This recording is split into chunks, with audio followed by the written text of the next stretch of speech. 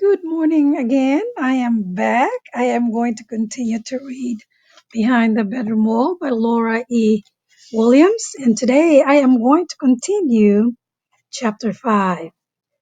Yesterday we found out, or we heard, or we learned from chapter 4 that Karina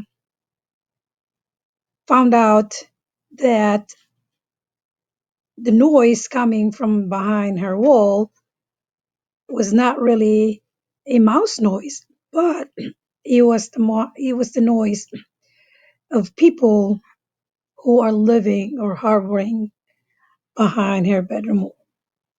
So, and then she found out that her parents were traitors. Now she has a dilemma on what she's gonna do. Is she gonna report them and get a chance of them getting shot, or is she not? And if she's not, then that becomes her an un-German or a disloyal German, so she might be putting herself in danger too. So we'll see what happens. Okay. So this is now chapter 5. For a long time, Karina tossed and turned as the candles burned lower and lower. She was afraid to be without the light, knowing the enemy was so close. She could hardly believe she had been sleeping peacefully these last few nights with hated Jews so near. Now that she knew who was on the other side of her wall, she'd never be able to sleep easily again. When the candles finally burned out, Karina's eyes were still open. She slipped out from under her warm blankets and tiptoed over the window. Pushing open the curtain, she hoped there would be some moonlight to light up her room, but the sky was black. Even the snow on the ground looked black. Karina shivered in the cold air and got back into bed, leaving the curtain open. When a pale glow filled the room as the morning sun inched over the eastern edge of the city, Karina finally fell asleep.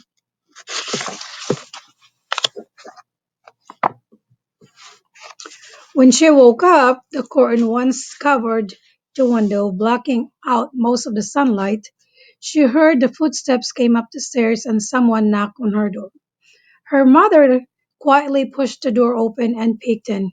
Karina, are you awake? Karina closed her eyes and lay still. She heard her mother come in the door or come in the room and place something on the foot of her bed. She smelled warm rye bread and potato and carrot soup. They had gathered plenty of vegetables from their garden during the summer. Karina's stomach growled. She was just about to wake up and thank her mother for bringing up some food for her when she heard the soft swish of her wardrobe being pulled away from the wall. Karina grimly realized the food was not her. Guten Morgen, Frau Rim said in a loud whisper, lifting the tray off her daughter's bed. Karina heard Sophie grunt an indistinguishable greeting. At least she could be civil, thought Karina angrily. She didn't like to think of her mother waiting on this rude woman. It was humiliating having her mother served a hated, thankless Jew. Did you sleep well? It was cold, Sophie said with a mouthful of food. Frau Rim sighed. I know it was colder last night than it has been in a while. Tonight I'll give you my extra blanket. That should help. Karina could barely contain herself. Let the Jews freeze. Her mother shouldn't be giving up her warmth to help the enemy. What was she thinking? This soup is very good, Rachel said softly. Thank you. It's Karina's favorite too. Is that the girl I met last night? Rachel asked. Karina guessed her mother nodded because then Rachel loudly said, She's pretty, forgetting to keep her voice down. Shh, Sophie hissed. Karina's still sleeping, Frau Rim whispered. I don't think she slept very well last night. Doesn't she have to go to school? Rachel asked, her mouth obviously stuffed with something. Shh, repeated the little girl's mother. Not today, Karina's mother said. Today she'll miss school just this once. I missed school yesterday, Rachel said sadly. I miss my friends. I'm sure you do, Frau Rim said softly. But someday soon you'll have many new friends to play with. Karina couldn't catch the little girl's reply. Whatever she said had made her mad laugh softly. Karina realized she hadn't heard her mother laugh very much lately. Jealousy burned in her empty stomach. What will she do? It was Sophie speaking. Karina had missed some of the question, but she knew immediately the Jew referred to her. I hope she'll do the right thing, Karina's mother said, pausing. But she's very involved in her young model and she honestly believes, well, they teach her many things at those meetings, Frau Rim said, sounding apologetic. Why do you let her go? Sophie asked. We have no choice. If she didn't join the group, she would be made to join anyway, and she'd be watched with suspicion. And Bern and I, too, would be watched more closely. It's best that everyone thinks we're loyal to the four-year. Then they don't suspect us of helping Jews. They've lied to her, Sophie stated flatly. Her mother sighed and started to reply. Karina fumed. How dare her mother speak about her to this horrible Jew? And what did Sophie knew about the wonderful things they did at young model meetings? Her young model leaders didn't lie to her. At the meetings, she learned patriotic songs, she baked, she hiked outside, she made friends, and she even got to march in parades. They listened to the four-year speeches, which filled them with pride for their fatherland. If everyone had lied to her, it was her very own parents. She was so angry she missed the rest of the conversation. All she heard was her mother reminding the Krugmans to be quiet when the wardrobe tapped lightly into place. She lay very still, too upset to talk to her mother. She wanted to talk to someone about all the awful things that were going on her house, namely the Krugmans. But that person couldn't be her mother. Obviously, her mother wouldn't understand. Maybe she could talk to Rita. Karina heard her mother step softly to her side. A cool hand brushed her hair off her forehead, and a kiss as light as a sigh was left on her cheek. Then her mother left. Karina wiped the kiss away. Her mother was a traitor. How could she ever love her mother or father again the way they used to? Or she used to, knowing that they weren't loyal Germans. Tears slipped through her tightly shut eyelids and slid across the nose and down onto the pillows. Why did things have to be so terrible? Why did her parents have to change? Actually, they hadn't changed. She realized miserably. They had always been traitors. She just never known it. Cor- When Karina opened her eyes again, the curtain was open wide, and the brilliant snowy sunlight from outside burst into her room. She stretched, her stomach growled. Throwing her back her blank Throwing back her blankets, she sat up and swung her legs out of bed. Her clothes hung wrinkled and twisted on her body like the trunk of a gnarled tree. Glancing nervously at her wardrobe, she quickly changed into a wool skirt and at an old blue sweater. Anger filled her. It wasn't right to feel so uncomfortable in her own room. Downstairs, Karina found her mother sitting at the kitchen table, peeling potatoes. She smiled brightly when Karina walked into the room. So, you finally decided to get up, she teased. Karina shrugged. She longed to go to her mother and hug her and beg her to get rid of the Jews and become a loyal German. But she knew it would do no good. I guess I was very tired. You should have gotten you should have gotten me up for school though. It won't hurt to miss one day, Karina. You work hard and do well in school. Rita stopped by to see you after school. I told her you were sick. Karina, her best friend, had by to see her, made her feel a little better. At least she could count on Rita. Karina appeared in a pot that sat on a small stove. I saved some soup for you, her mother said, nodding toward the pot Karina inspected. Fresh bread too. Normally, Karina would have asked her or would have asked where the rest of the loaf had gone, but this time she knew. It had gone to feed the enemy. She served herself some soup and bread and sat down at the table across from her mother. Did you sleep well? Her mother asked. Fine, Karina said. The soup, her favorite kind, tasted bland today. Juice had enjoyed it before her and had taken all the flavor of enjoyment out of it. She pushed the bowl away. Do you want more? You must be hungry having missed breakfast this morning. Karina shook her head and stood up. I have schoolwork to do, she replied, leaving the kitchen. On her way up to the stairs, her stomach rumbled fiercely. She tried to ignore the empty feeling in her stomach and in her heart. The Jews had tried to fake or to take the fatherland away from loyal Germans, and now they were trying to take her parents away from her. In her room, Karina sat at her desk and stared at her open history book. Even her favorite subject didn't interest her today. She kept glancing at her wardrobe, wondering what those awful Jews were doing back there. She knew there couldn't be in a window or even very much space. What did they do all day? She wondered. She turned back to her history book. Someday this book will be entirely rewritten, thanks to Adolf Hitler. Hopefully, this would take out mention of the Treaty of Versailles as it had never happened, which in fact it never should have. The Treaty of Versailles was a disgrace to Germany.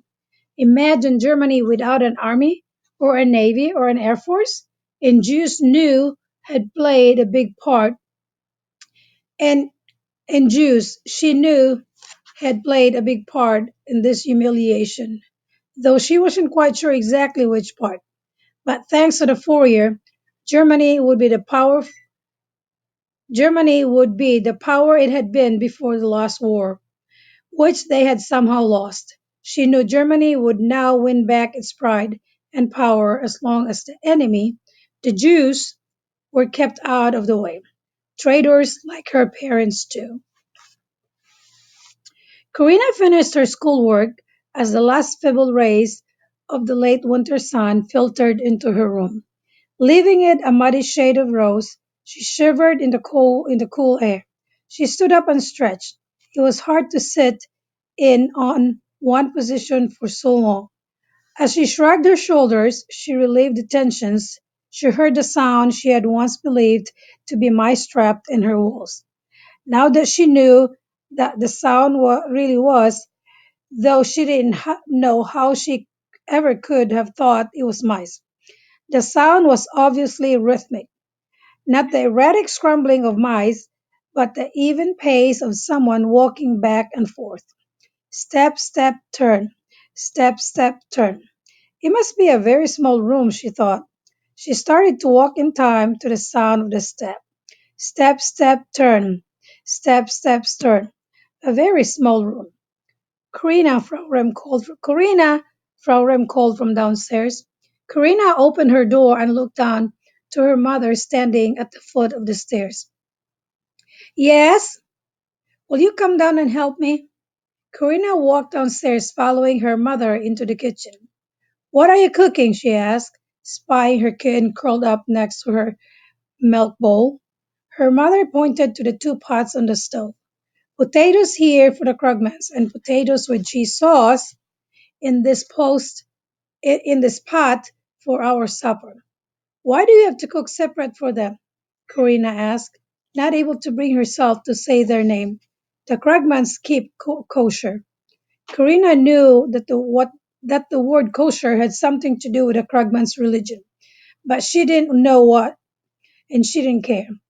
Kosher means they have to keep dairy products and meat separate. There's milk and cheese with our potatoes, so I have to cook them in a different pot. The Krugmans will have plain potatoes and a little bit of beef. Corina stared at her mother. That's stupid, she exclaimed. Frau Rem set down her wooden spoon with an abrupt snap. People have a right to their beliefs. Karina, she said sharply, but you shouldn't be working so hard for them, Mother. Why are you cooking them such a big, hot supper anyway? What's wrong with the bread and cheese or plain leftover we usually have?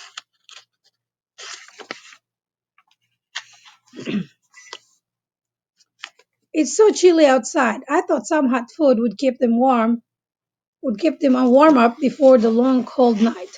But they're only Jews, Karina protested. They're people, her mother said, suddenly sounding wary. They're the enemy, Karina countered stubbornly, and she shouldn't be here. She shouldn't be waiting on them the way you are. Or you shouldn't be waiting on them the way you are. Fraulein waved the wooden spoon. Karina, you have nothing. Should I take away the religion? Or Karina, they have nothing. Should I take away their religion?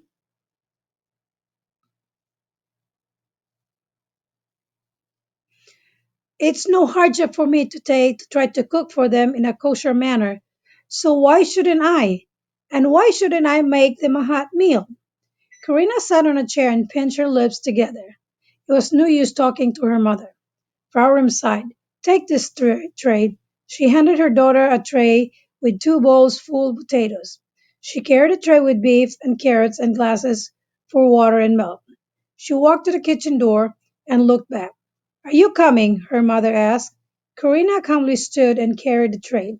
Following her mother up the stairs, on the outside she knew she appeared obedient and reserved, but inside anger roiled in her stomach like a pot of boiling soup. What is she doing? What was she doing? Now she was serving the enemy, waiting on them as if she were a servant or a slave. Staring at her mother's back, she had a strong urge to drop the tray she carried. It make it would make a mess she would gladly clean up. Anything was better than catering to these Jews that hated enemy of the fatherland. But instead, she quietly followed her mother into her bedroom, the tray still balanced carefully in her hands. Her mother pulled the wardrobe away from the wall, and Karina smelled a cloud of confined air rush out at her, the musty smell of burning wax, stale breath, a full chamber pot, and unwashed bodies. It was the despicable stink of Jews, Karina thought, trying to hold her breath. Fraulein took the tray from Karina and passed it on to the Krugmans. Thank you, Sophie, Sophie said, sniffing the food appreciatively. It looks and smells wonderful. You're getting better at keeping things kosher, she added. Karina's mother smiled. I'm learning. Sophie returned the smile. Donkey. It was the first smile Karina had seen before from this woman. But it quickly disappeared as she glanced up the spooning, but it quickly disappeared as she glanced up from the opening to Corina standing behind the door. She wished she had on her young model uniform. In the failing light, Corina noticed the heavy circles under Frau Krugman's dark eyes, and her thin face looked wan, almost the color of her faded yellow bedroom walls. Later, I'll bring up some hot water for you to bathe with, Frau Rim offered. Give me your chamber pot and I'll empty it now. Corina nearly gauged as far, or Corina nearly gagged as Frau Rim passed the lidded pot out to her mother. She couldn't bear she couldn't bear the thought of her mother cleaning it those four abhorrent Jews. It was more than humiliating. It was hateful, but all she could do was watch her mother lifted the heavy pot and went into the bedroom with it. Karina watched Frau Krugman eat. Should she push the wardrobe back in place, or was her mother coming right back? What if someone unexpectedly stopped by the house? Would he hear the scrank being pushed back into the place and wonder about it? She looked toward the window. Shouldn't the curtain be closed in case the schlossers happened to look out their back window and into hers. Quickly, she moved to the window and pulled the heavy curtain closed so her neighbors wouldn't find out they lived near traders. She clenched her teeth. Hello? Karina looked back at the opening in the wall. The little girl with the curly hair poked her head out. Now Karina could see that the hidden room glowed with candlelight. Hello, Karina said gruffly. Do you remember me? The little girl asked shyly. Karina nodded. My name's Rachel. I think your hair is pretty. Karina didn't say anything. She didn't want this little Jewish saying nice things to her. She turned away from the wardrobe and faced her desk. Are you doing homework? The little girl asked. Karina's, Karina shook her head without turning around. She lit the candle her father had left on her desk. Mama, look, Rachel said. Her hair shines like that statue we used to have in our front hall. Yes, darling, just the bronze.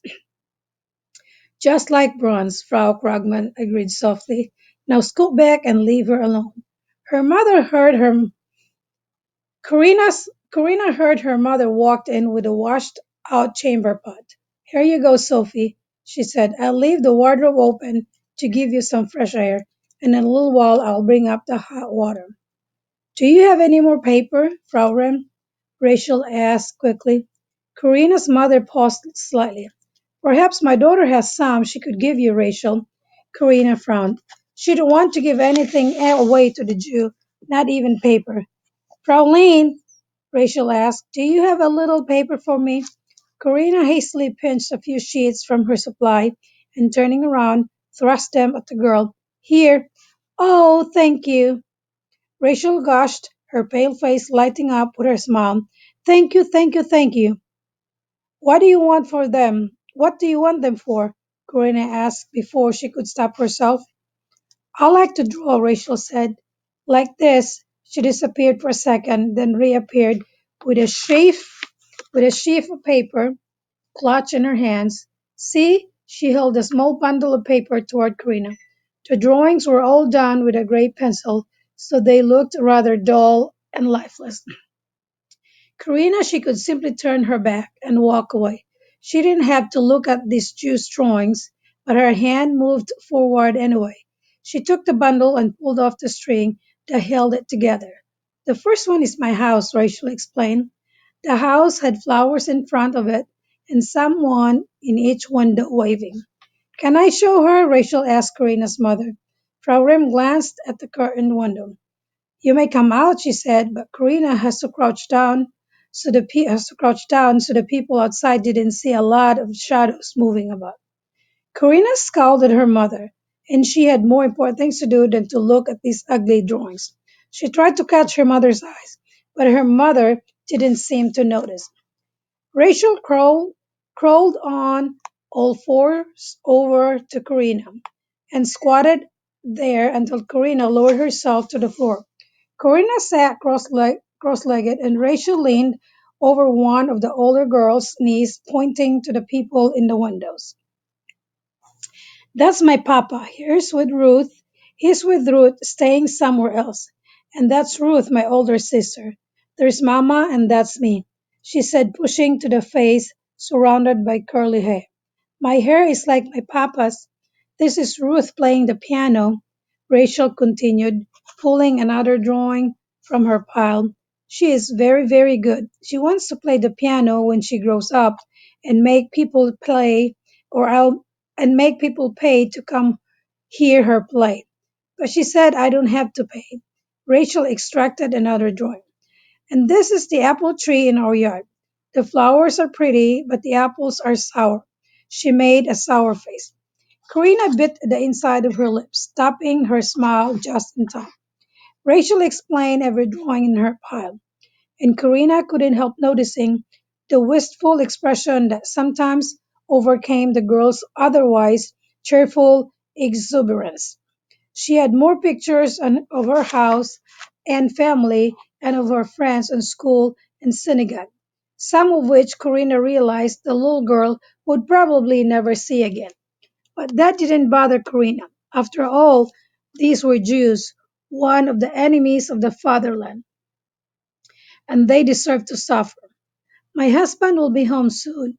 said Karina's mother. She had been sitting on her daughter's bed watching. You'd better get back inside in case he brings someone home with him. Sometimes he's obliged to invite someone over for supper at the last minute, she explained. Rachel scrambled back into the hideaway with her drawings and her new paper. I'll bring you water up now before we eat, Frau Rem said. Don't rush, Sophie said. Take care of your family first. We're not going anywhere, she added royally. Karina's mother smiled at the attempted joke and closed the wardrobe against the wall. She shook her head. It's amazing how the woman still can hold her head up and find humor in her situation after all she's been through. She stacked the two trays of empty dishes. Do you need help carrying those downstairs? Karina asked, ignoring the comment about the Jewess. No, thank you, Karina. You've helped enough today. Frau Rem said thoughtfully, You've helped more than you know. Karina scowled. She didn't want any thanks for being a traitor to her fatherland. She felt guilty enough as it was, without her mother rubbing it in. She sat down at her desk and pretended to study until she heard her mother leave the room. Then step, step, step, turn. Rachel was walking behind the wall again. Karina slammed her book shut, creating a loud cracking sound like a gunshot she'd once heard. The walking stopped. Karina quickly left her room, and she sat alone in the quiet of the front room until her father came home for supper. So, that's chapter 5. Tomorrow we are going to continue chapter 6. So, what do you notice about Karina's attitude or character or behavior from the time that she found out about the Jews up to the time or up to the end of chapter 5? Do you feel any changes or even just a little changes of her heart towards the Krugmans or not? I want you to think back what you heard and share if you want to share. I will continue chapter 6 tomorrow. Okay? Until then, enjoy the rest of the day.